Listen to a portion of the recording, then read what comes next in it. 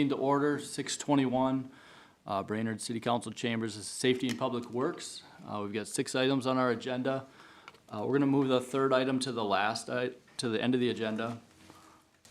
And the first item is ordinance section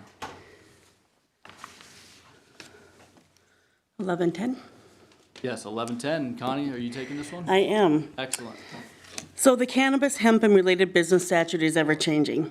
For example, we thought a municipality could only register retail businesses, but now a city can take registration for low-potency hemp edible retailers as well as cannabis events. Staff is seeking council's direction on the following items before bringing an ordinance change before the council. There's about 5 different things, and staff's recommendation is kind of go through and get council direction on each one, so I think it'd be best if we went through each one and kind of decided and then moved on to the next one, if that's okay with the committee. We got all night. Okay. So the low potency hemp edibles retailers, what we need from city council is to set an amount for the registration fee. Per statute, it can be up to 50% of the state's fee, which would be $125. Council could set a lower amount, but it would be staff's recommendation to set the fee at the maximum amount, 50% of the state's fee. Mr. Chair, Councilman Chesney. I would move to follow staff's recommendation on that item.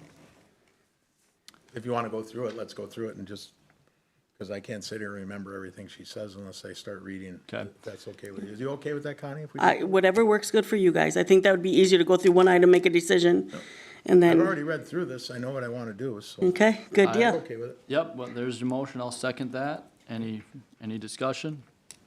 Hearing none. Those in favor say aye. Aye. Aye. Motion passes. And if council, if you want to go through each individual one, or you want to make one big sweeping, I'm thinking probably one sweeping motion. Okay, Well, I don't know if we perfect. can do that. I think Do you can. individual motions here. Can we take it as Or one? maybe that you gave staff Why don't we direction just- and they'll bring it forward, and it was to do X, Y, and Z? Yeah. Should we just do them one at a time here? You got 5 Yes. of them? Yep, 6 of them? yep. I'm okay with doing them one at a time. So the other one is hours of operation for on sale. So this would be like a on-sale liquor store that also has low-potency hemp drinks, for example. Hours of operation for on-sale, staff's recommendation would be to set the same hours of operation as on-sale liquor, which states that no on-sale sales shall be made after 1 a.m. No, should what at 1 a.m.? Should No on-sale sales shall be made after 1 a.m. made is what you said, okay. Yep. Mr. Chair, Yes, go I would ahead. move that we accept staff's recommendation for that one. Second. Any discussion? Those in favor say aye. Aye. Aye. And motion passes. Connie? The next section has to deal with the cannabis events, and staff kind of looked at this like a temporary liquor license. What a cannabis event is we'd have an organizer with one or more vendors to sell products. The Office of Cannabis Management, OCM, is taking applications, and part of the application process is for local approval is required. So one of the things we need to set is the registration fee. A maximum fee is not listed in the statute. Attorney Langel's recommendation would be to have the fee in line with other fees charged by the city. Staff's recommendation would be to create a fee for cannabis event and charge $135 a day. This is the current fee for temporary on-sale liquor license. Again, staff consider these cannabis events to be like a temporary liquor license, but council could definitely set a different fee amount as well. Mr. Chair, Yes. Connie, Yes. that 135 that Joe's recommending, is that the same as staff's recommending? That was just staff's recommendation. Joe just said it should be in line with our other fees.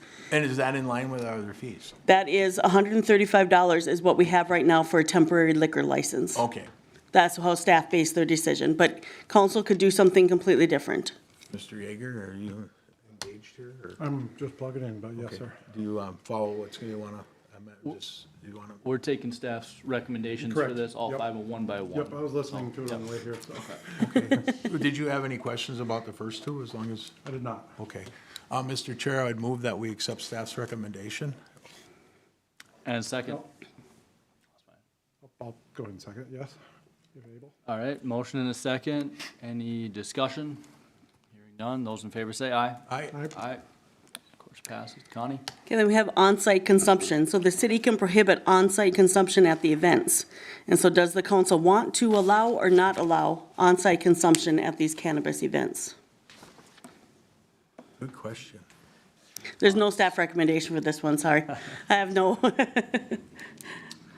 Thoughts on this one, anyone? You know, so my thought was, you're going through a number of vendors, right?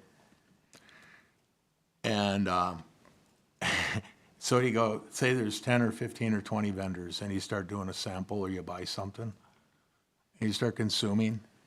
It seems like, to me, if you start allowing that consumption, it could lead to some people maybe experiencing this for the first time, or, that's just my initial thought. I mean, I don't know how they normally do these things at these events. I don't think anybody does. Yeah.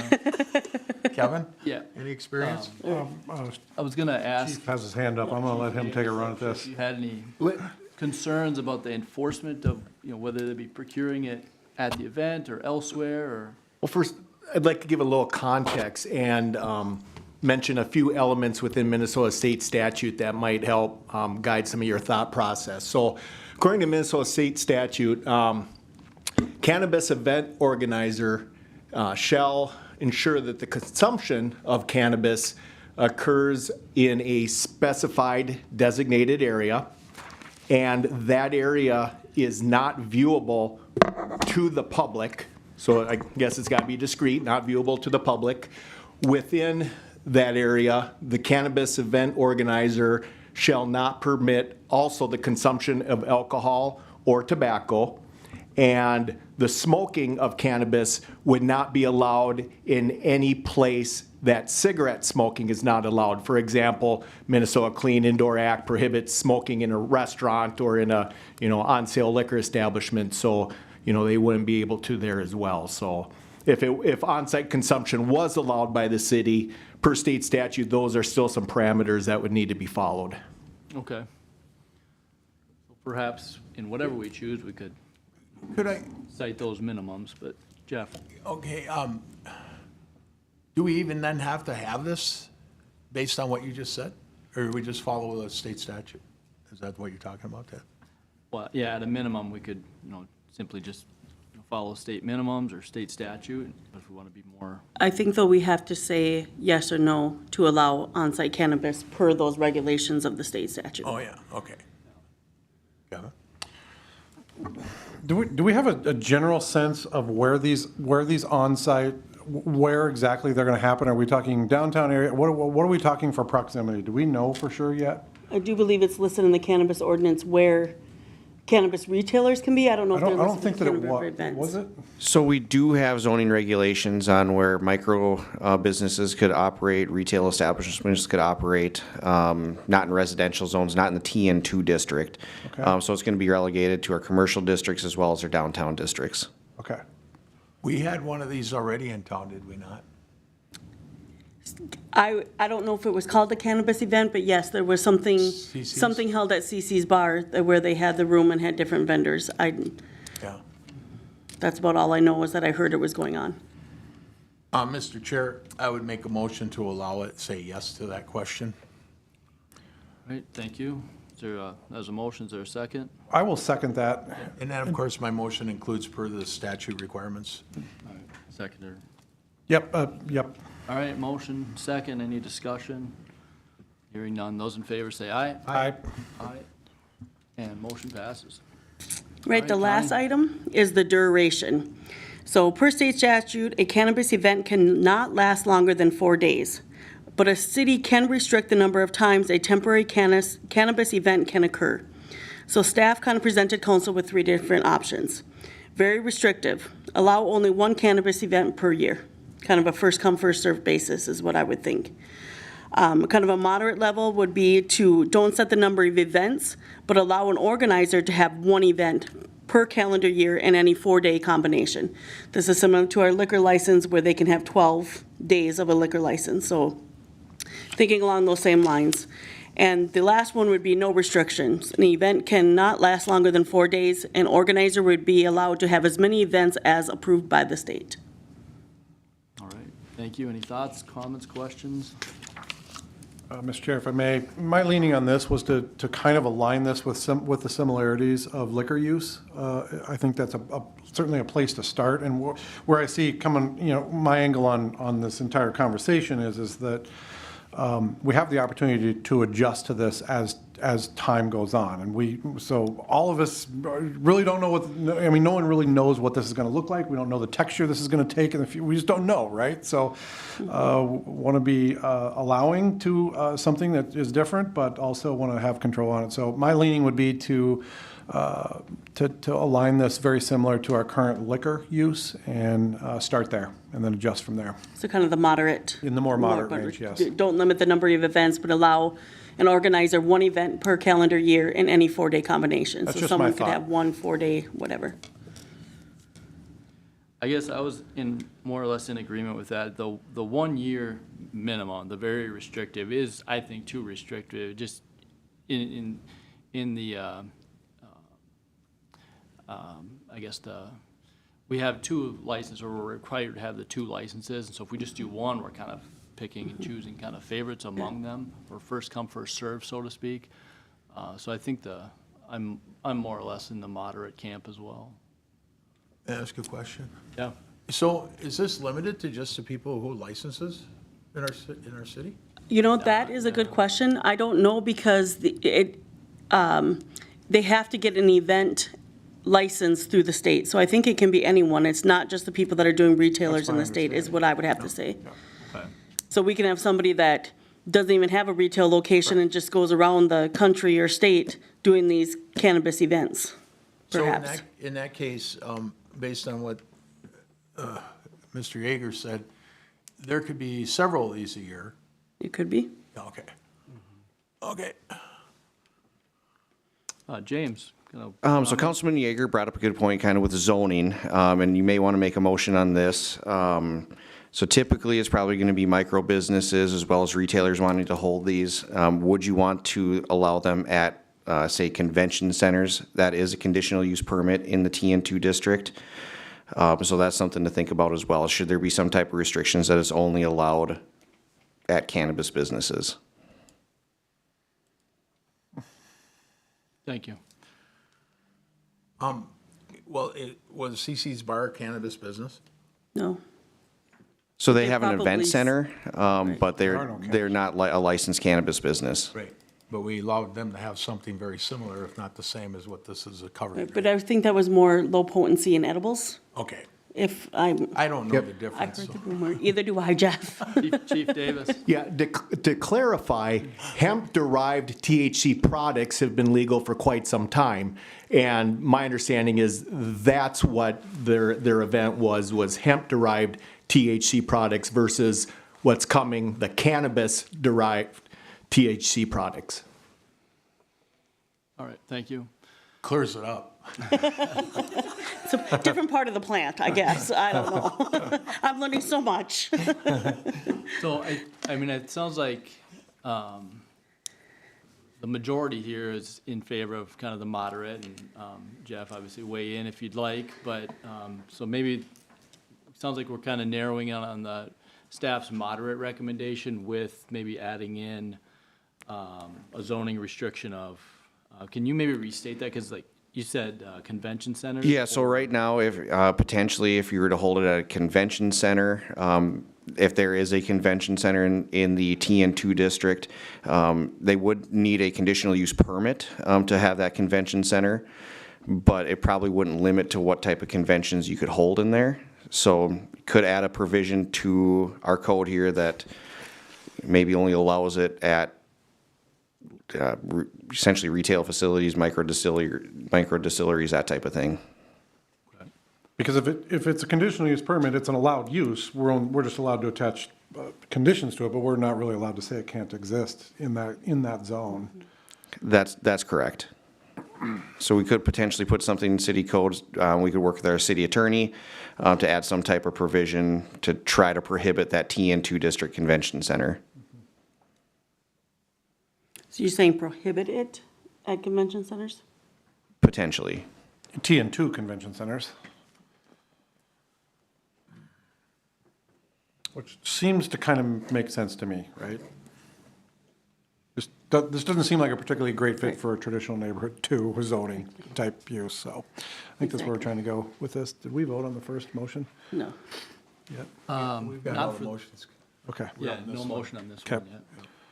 Okay, just so I clarify this, so if James, TN2, just so I know, would that cover MP Center? No, that, So the NP Center is part of a convention center. So we'd have to try to figure out how we would look at that code to potentially allow it at a convention center like that, but perhaps not in the TN2 district. Certainly, we're deriving this for potential, if I have an understanding right, more of the THC portion of the edibles or consumable products rather than the hemp-derived products. So again, trying to keep it out of the TN2 district. Agreed. so can you craft a motion, Mr. Yeager, to accommodate what James is indicating? It might be a good idea to do. Well, yeah, I'm going to give it a try. It sounded like it's not necessarily a motion, but it sounds like staff would like the time to kind of work on this a little bit and dig into what is the right fit for this. I think you got an idea of what we're going with. Yep, the and we could work direction, with the city James, attorney. right? If we get some general feedback from council, work with the city attorney to keep it out of TN2 district convention centers, I think we could try to come up with some language for Understood. that. And that direction should come from full council or us, Mr. Full council. I agree. So But we still have to address this item Connie's on. that's the one I thought we didn't vote on. The Yes. moderate, you're looking at, so that one hasn't been voted on That's the yet. one I was talking about, yeah. Okay. And I think so So, the yeah, I mean- council's direction is to do the moderate, don't set a number of events, but allow an organizer to have one event per calendar year in any 4-day combination. And also to prohibit events in convention centers in T12 district, TN2, Yeah, and two. TN2 And we can do districts. that, James, with that? Is that, you got to come back with that then? I believe there'll be a way to do that. Whether it has to go through the planning commission or not, we'll figure that out and be able to provide information at the next council meeting. Okay. You want to? Nope, go for it. I'll move to follow what Connie just stated there. That's what I was going to say. Thank you. Yes, I'll second that. Thank you, Connie. Thank you. All right, motion second. Any further discussion? I guess I'm a little confused because if that's the motion, that's gonna go to council.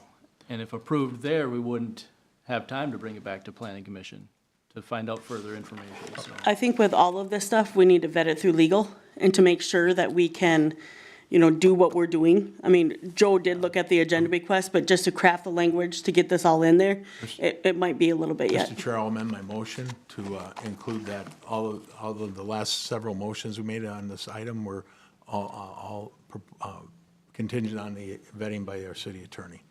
So that's included in this last motion. I think that's excellent. Yeah, secondary accepts the, Right, and then, so James, you have a comment to? And I do believe that there's a good chance we could include this in the city code rather than the zoning code. There are other sections in the city code that reference zoning districts.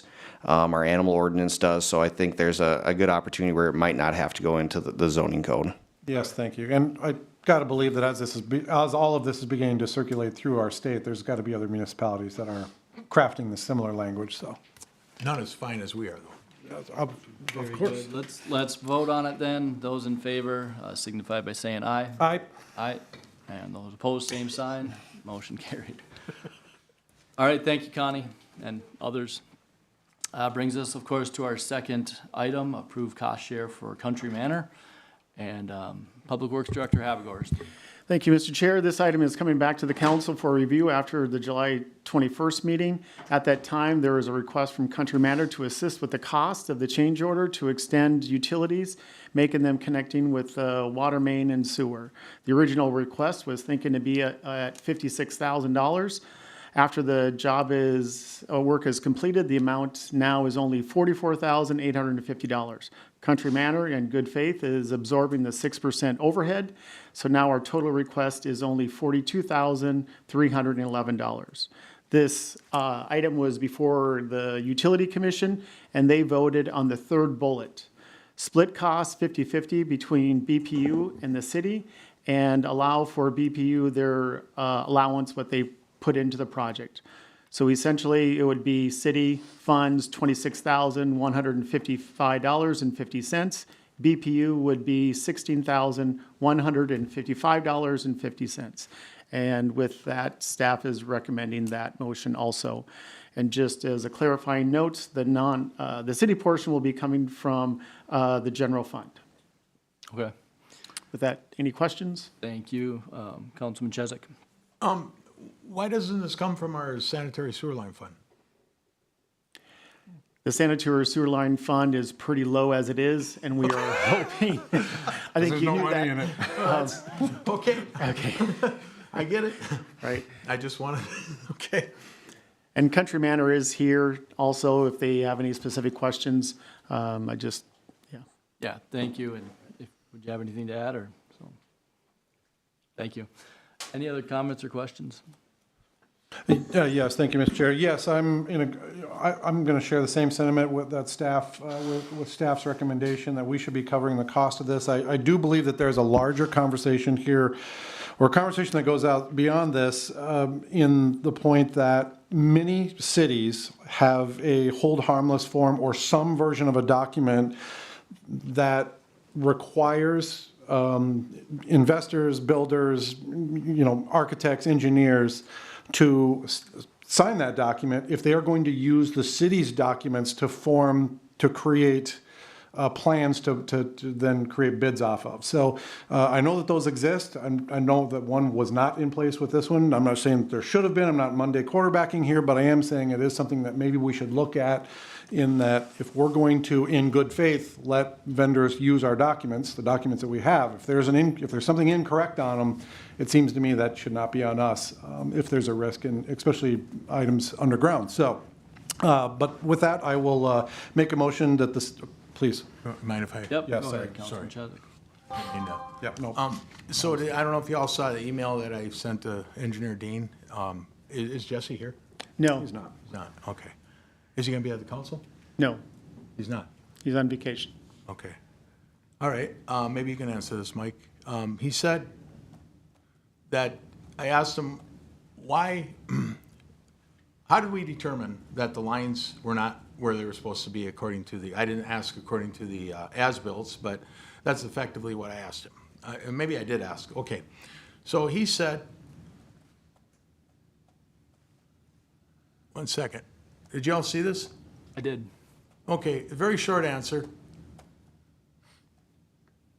Okay, I thought I must have went by it here. Can you don't have it there? Actually, I could, You have it? well, I just from remembering this job. So Okay, staff I- went out there, we surveyed that, we found that they were short. And then now after digging, they were short. They weren't quite as short as we thought. Okay, hold on, Okay. hold on. After digging. You didn't do any digging yet and found out they were short. Okay, Correct. We went out there first to do survey work. We can do survey work and we can locate where the lines are Okay. with That- no that- digging. And what he said, so I'm just trying to establish something here. This was found as a contractor was nearing commencement. This was found as a contractor was nearing construction commencing. Right. Staff went to locate and mark the ends of the lines for the contractor for construction reference. So I asked him how it was determined to let the contractor know that these aren't where they're supposed to be. And of course, when they found out that they're not where they're supposed to be, then there's an additional cost. So I understand all that. My question is, why did you go out and do this? Why did you go out and check? Just part of we want to locate those lines where they are and find where they're at. Okay, so what I'm getting at here is if in the future, I see a way we can prevent this from happening again. Okay? We just simply go out and check before we give any contractor or developer our as-bills. Would that be a fair statement? Yes, if we had the staff power to do that, that would be 100% useful. Well, we had the staff power to do it at this time before they started construction, commencing construction. So this whole thing really chaps my height, okay? And I still feel that had we given them these correct numbers, guess what? We wouldn't see any cost here on our side, and they would have moved forward. It's not enough to stop the project. I think our developers would agree. I'm not angry at the developers. If I'm them, I'm gonna come to the city and say, hey, I'm gonna do the same thing. But when we don't know where our utilities are, and for whatever reason, because we just felt whimsical that we should go out and check these just to make sure, and then we apparently found they're not according to the as-bills that we gave the developer, i.e. the contractor, we could have done this better based on this answer I got from Engineer Dean. Before we give these as-bills, we need to check them. That's how simple it seems to me. And if somebody disagrees, I'd like that explained why that would be the not best practice moving forward. That's all I have to say on this, Mr. Chair. Very good. I'd like to hear if anybody disagrees with my assessment, I'm all ears because I'm no expert. I'm just a real simple guy looking at things real basic like. And if I'm wrong, I want to be told why. I can take this a little, if I may, Mr. Chezak.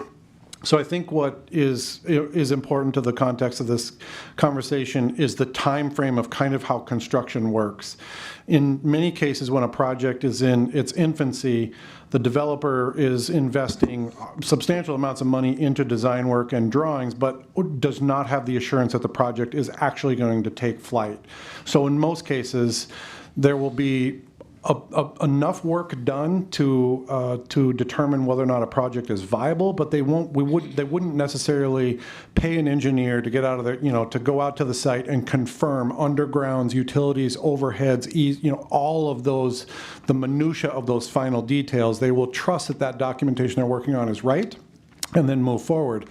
And from the city's perspective, I can only assume that the cost to validate every single document that we have as an as-built to an actual existing condition within our entire city would be an astronomical feat. So generally, how cities do this is once a project becomes or begins to take flight and it looks like it is going to enter a state of viability, then we will send our guys out to say, okay, let's start digging into this just a little bit more to try to fine tune and get a little better idea of what's happening. And I believe that's what happened here. I don't really think anybody did anything wrong. I think it's just kind of the natural sequence of events, other than I will say that I believe that we need something as a city to cover ourselves when a developer is using our documents to create money values for a project. That's where I think the breakdown happened, and that's what, to me, needs to be kind of looked at. That's just my angle, Jeff. Did I imply somebody did something wrong here? The city, yes. You implied that the city should have looked at the undergrounds before the project took flight. That's the way I took it. I want to just make sure you Okay. understand me. I'm saying that I think we found a way to correct the error. An error means somebody did something wrong. The error is the as-bills are not where they're supposed to be. That's nobody's fault sitting in the room or city staff. That's nobody's fault. This is as-bills for how many years ago? We can't, if we can't rely on those, then this is going to happen. It seems to me what they did here was they determined the locations are not at where the as-bills are. So, hey, if they would have started digging, and then they're not where, that would have cost more. Because now they dug how many feet wrong in the wrong direction, now they got to dig again?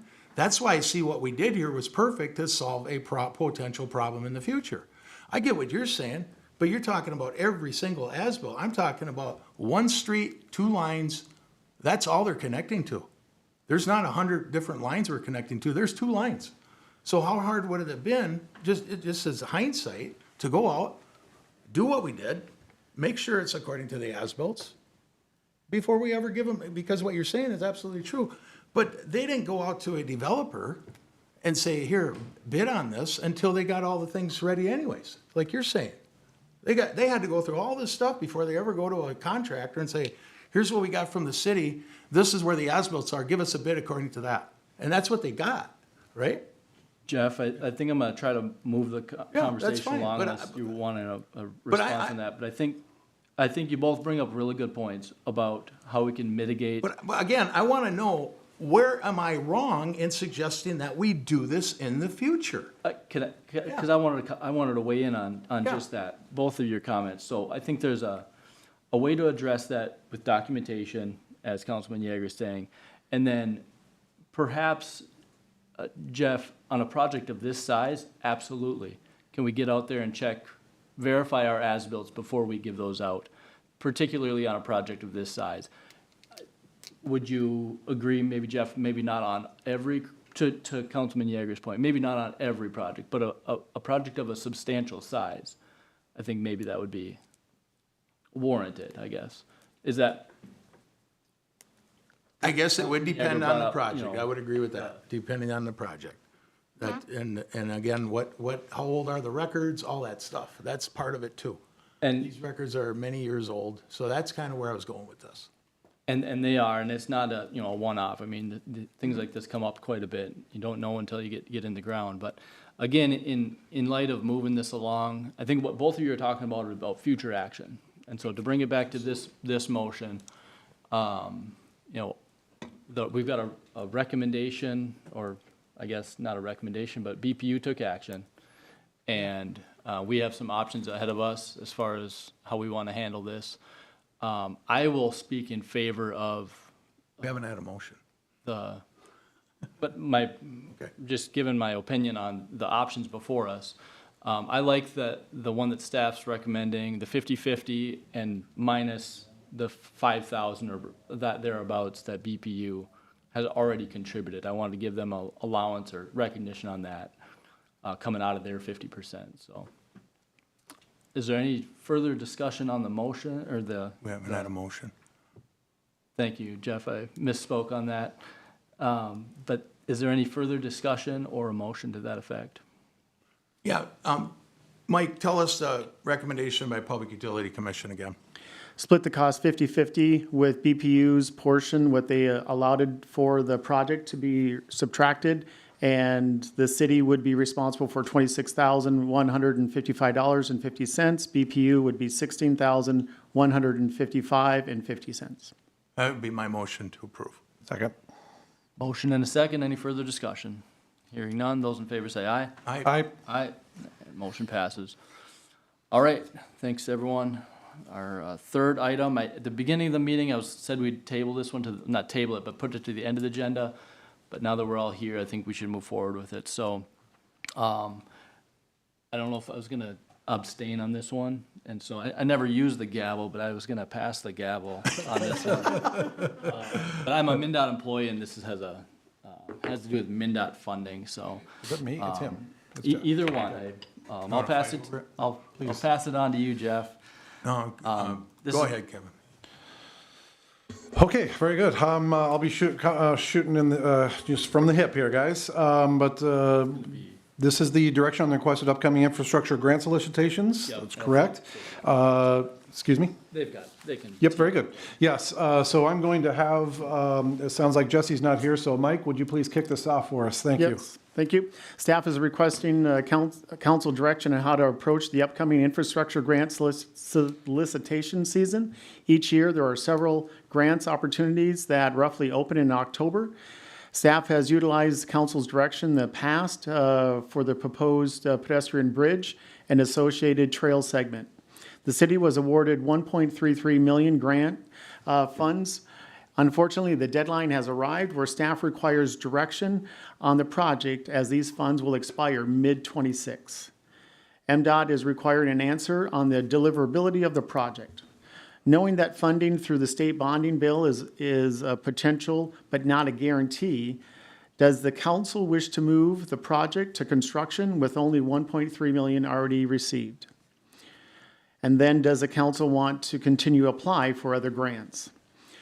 The other note with this is that the mayor and staff have met with other agencies. The state agency, we're meeting with them on Wednesday.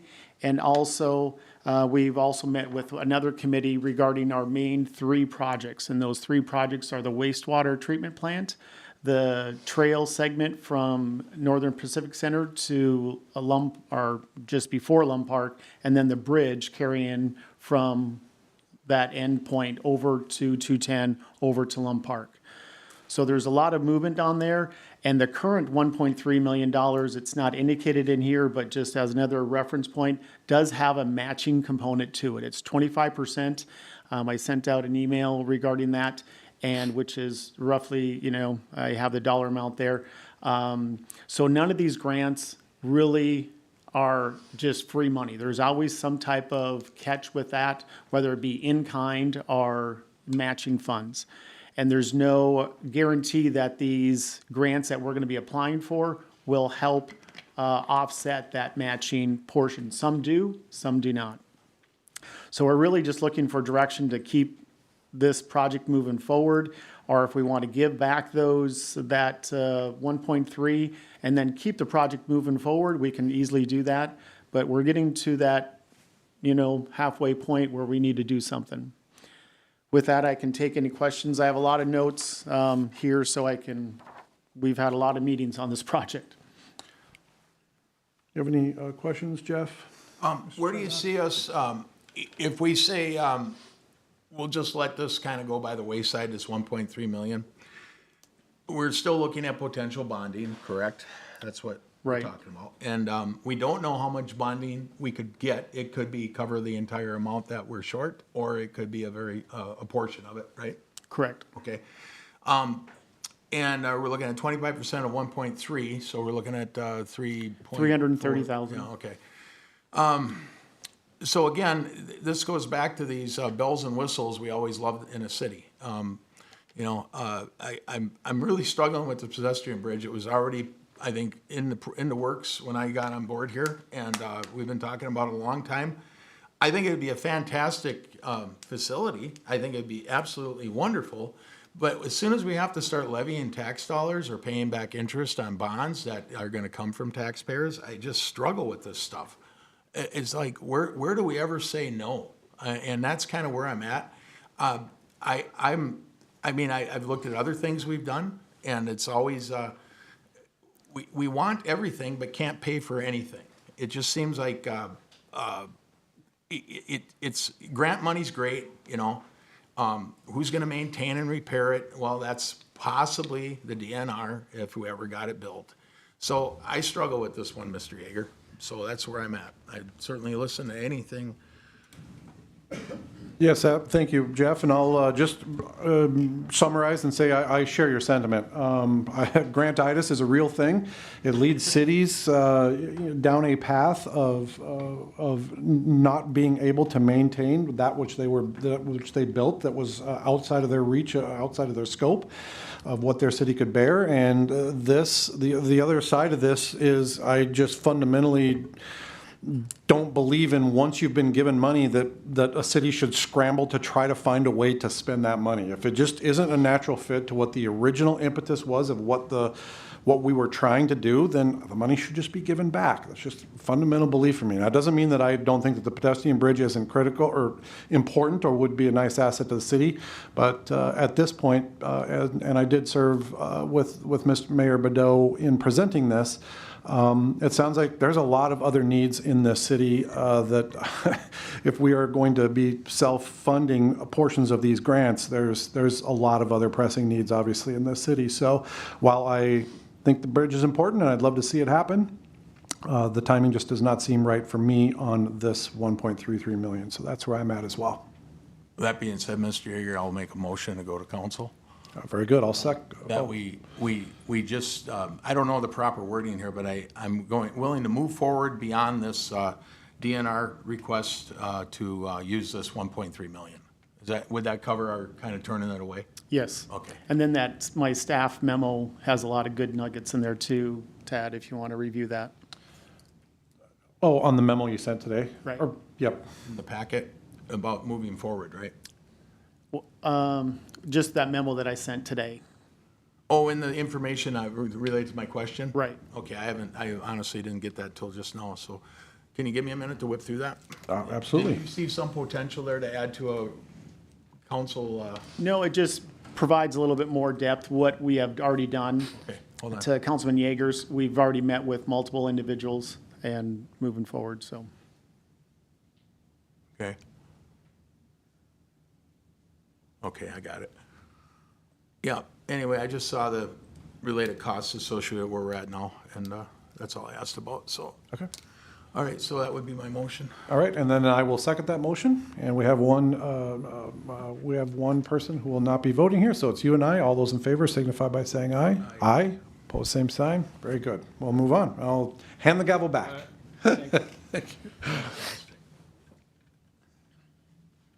All right, this brings us then to our fourth item, update on response to a Bolig complaint.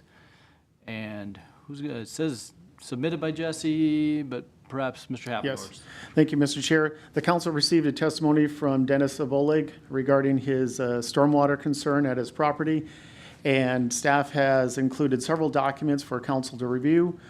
There is also some background information on this. Back in 1987, Bolig was provided permission to install a garage on the drainage easement under the condition that the county would not be held liable for damage due to the drainage on that property.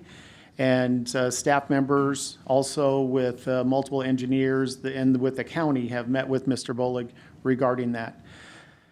And now staff's recommendation is that it's our opinion that the garage was installed under the understanding that the drainage easement was reserved for drainage and that any damages within that easement are waived when he built that garage. Staff discussed this matter with city attorney and are in the same opinion as the staff, and that the county nor the city are responsible for any liability with the drainage. Staff is recommending that the city does not initiate a project to divert or excavate at the property. With that, we can take any questions. And I know Mr. Bullock is here. Yes. And if you want, you could ask him any questions also. Sure. Let me ask if there's any questions of staff first, and then we do have a bit of time too. We can take comments, but any questions of staff? Hearing none, go ahead. So James, the motion was to get together with Mr. Bolig. It doesn't appear that was done. Is that correct? From our notes, we have met with Mr. Bolig. I have not, but multiple engineers have. I met with him on site as well, Mr. Chesak.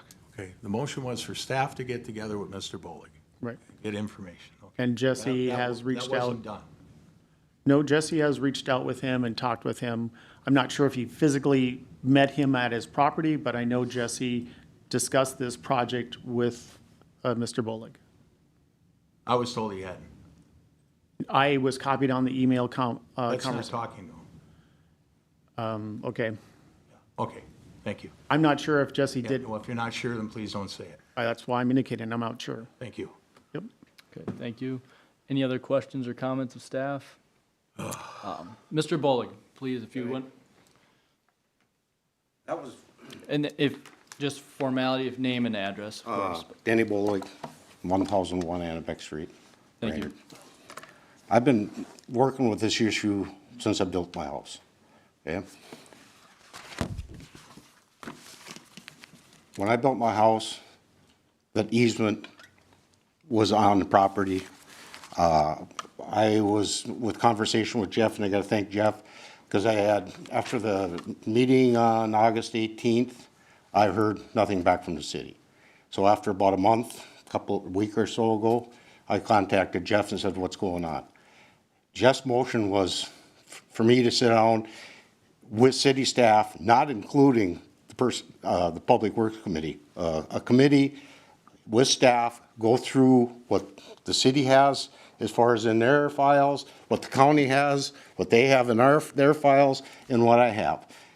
My motion or the talk that I had the other day had nothing to do with my garage, nothing. That's not the issue. The issue is here that the city of Brainerd is utilizing an easement for stormwater discharge in my property with no proper authorization. There was no, I have an easement with this Crow Wing County, not the city of Brainerd.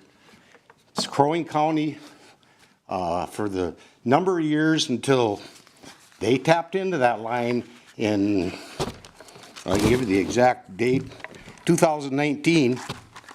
No, it wasn't 2019. Excuse me. August 1st of '01 is when I called Jeff. So when Southwest Brainerd, That'd be Jeff Hulseth, or the former city. yes, Jeff Alsether. So Southwest Brainerd had no sanitary, or no storm sewer, the whole Southwest Brainerd, from Southwest 6 West, nothing. They did do Southwest 5th and 6th, and they put a main drain line in to a holding pond that's across the street from the college. I think everybody knows where that is. When we had street improvements done on Annebeck Street, it was brought to Jeff's attention, and he told us at that time, you know, we have city water and sewer put in front of our street, but no sewer, no storm sewer.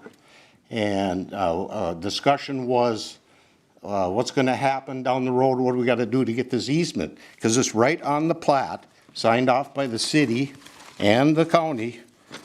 And this is some of the information I was gonna share. I have a copy of the easement, copy of the plat. It's right on the plat. It's a temporary easement. It's not permanent. It was never made to be a permanent easement.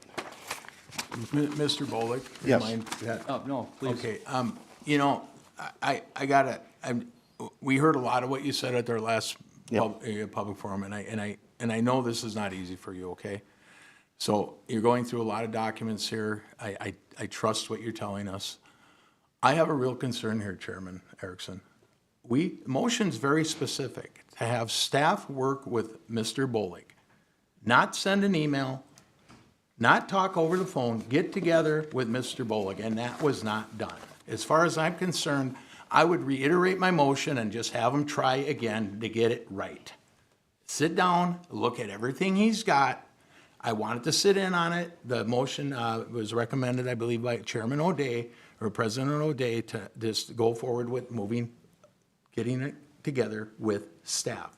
That never happened. Why are we sitting here until Mr. Bolick meets with staff? I don't care to hear another word from anyone until I know that they have sat down, reviewed his documents, because it's easy for our city staff to say, well, hey, here's a resolution in 1987. Jeff Holsether was not even our engineer in 1987. Did you know that? He started in 1989, if I'm not mistaken. Yeah. So I'm looking at this going, we got a resolution that he signed back in 1987. And our city attorneys looked at it. I'm frankly fed up. I'm just fed up. And I'm sorry, Mr. Bullock, if you want to continue, by all means, you go right ahead. no, that's- But if I have my way right now, I would just get this over with, send the same motion back to staff and see if they can get it right. That's all. I'm sick of it, Mr. Erickson. Yep, thanks. I've seen this way too many times. I've watched this stuff for way too many years, and I'm fed up. Thank you, Jeff. Yes. And thank you, Mr. Bullock. If you have, I have one Yeah. question, if staff could research the problem, because I've got letters from the county attorney, or the county engineer, Tim Bray, and Dwayne Blank, who was the city, or the county engineer prior to that. Yep. There is no authorization for the city of Brainerd to use the county's easement to discharge stormwater. There is none. It doesn't exist. And that's my whole contention. That water should not be placed in my backyard. And I think, I concur with Jeff. I think we're going back several engineers, there's a lot of documentation. So I Right. think let's I don't know what the motion will end up being, but I agree we should Very reiterate agreeable. that previous motion. And just to, not to reiterate Jeff, but if you're comfortable, I don't want to have to go through all this again here, this committee meeting. So. If I could recommend one thing with another comment, whoever, and then we'll whatever you move- have in move this forward. committee, I would encourage you to invite Tim Bray from the county, Well, as just the one county thing, engineer. Mr. They're the ones that actually hold the easement. Chairman Erickson, I think Mr. Bullock is confused on one thing. We talked about having a committee. I recommended myself, and I believe Mr. Johnson.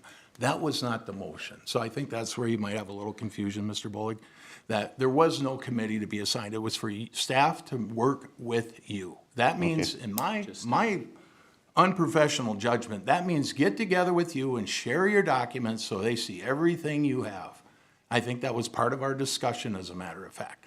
So when that doesn't happen, and then we get a last minute, call Mr. Bullock, put something together, boom, boom, boom, And it just gets really tiring. I thought we took care of this to get it done. I had to notify staff that this hadn't been done yet. I get I won't even go on. Yeah, I think, not to cut you off either, but I think we hear you, we understand you, we're hearing your concern, and I think, we can direct staff to make And another. I'll tell you what, Mr. Bullock, if our at motion it. passes to move back with staff and you give me a call, I'll meet with you and staff. If they don't want to be another council member, that's fine. I'll meet with you. You want me to initiate the No, call, No, or do you we'll want have staff we'll have- to don't worry, initiate the call don't to worry. me? We'll make sure staff gets a hold of you if our motion passes. Thank you, we'll bring it back to the committee then, and then, And there will be no need for me to attend the council meeting. correct. So you'll hear the action we take here, but we'll bring it back to the You wouldn't committee. be able to speak at the council meeting anyway, No, so. probably. Okay, thank you. So we've got this is just information only, but I guess how do we want to handle this? The motion is still valid, I guess, that was made. Yes, it is. And that's. So we could either, I guess, suppose I would table just this move or to reiterate it. recommend to the council to continue on with the original motion from whatever meeting that was back in 8:18. August, yeah. Motion, is there a second? I will second it. So motion and second, any further discussion? Hearing none, those in favor signify by saying aye. Aye. Aye. Those opposed, same sign, motion carried. Thank you. For action, staff will bring it to council. Okay, thank you. Need a motion to adjourn? Actually, we got a couple other items here. Oh. Number 5, construction update. Mr. Habergorst is gonna confer there and get some contact information. That's all right. We got 2 more items, construction about that. update, and then direction on active code enforcement. So, Mr. Habergorst, when you have a minute, we'll go ahead with the. Yes, thank you, Mr. Chair. As a summary, staff met with the council president and SPW chair and PFF chair on September 2nd, and to brief them on the Wright 10th Street reconstruction project. The project is behind schedule, causing the city to hold the work on 10th Street until 26. On September 4th, staff met with the council and Landwehr and discussed the concerns, and Landwehr indicated that they would accelerate the schedule. City engineer has provided a detailed memo, which is attached, and indicating the next steps moving forward. There are a few change orders that are requested from Landwehr. Staff are reviewing those, and we are just checking the validity of those and to see at what level they are holding us responsible, if any. We're also working with the city council or the city attorney to talk about how valid these change orders are. And we will be getting those to the council after we are totally vetted through those. So on a high level, on 10th Street, the scope is, main water, storm, sewer and gutter, asphalt. Construction date was 5/19. Completion was supposed to be 10/3. We're about 2 months behind. On Wright Street, the first lift was paved from 6th Street to 10th Street. And now a look ahead, the 10th to 13th Street, the underground should be completed up by the 17th. Curb and gutter and first lift of the pavement, hopefully by the end of the season. And then 10th Street, we are suspending until 26. And now Beach Street, the main things there is just looking ahead, the south section of Beach Street. Well, first Beach Street itself, all the soils were organic in material, so we had to remove them. And that's just, we had a huge pile at our pit, so we decided to trade soil. We are, and we just didn't have the time to turn that existing soil to make it compactable, so we decided to trade soil with them. And so the north section was already, the south section was already completed, and we're looking at doing curb and gutter by the 10th of October here. And then the north section, the curb and gutter should be completed on the 13th to the 15th. And hopefully the paving, the first lift anyway, on October 17th. Now, the last project, the roundabout project, is going really well. I'm just going to jump right down to the last bullet. just to look ahead, the first lift payment should be done 10/10.